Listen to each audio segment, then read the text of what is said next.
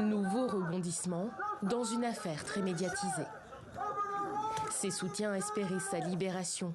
Le gouvernement britannique a finalement confirmé l'extradition vers les États-Unis de Julian Assange, fondateur de Wikileaks.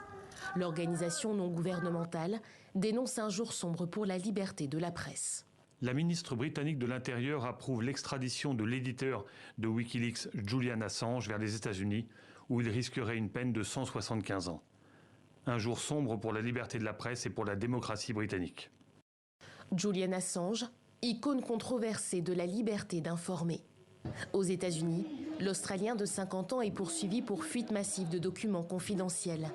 Plus de 700 000 documents classifiés sur les activités militaires et diplomatiques américaines, en particulier en Irak et en Afghanistan. Julian Assange avait été arrêté en 2019 après avoir été reconnu coupable de violation de ses conditions de liberté provisoire. Il s'était réfugié dans l'ambassade d'Équateur à Londres durant 7 longues années. De nombreuses apparitions et prises de parole depuis ce balcon ont fait date. 7 ans sans charge.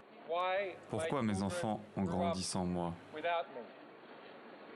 Ce n'est pas quelque chose que je peux pardonner.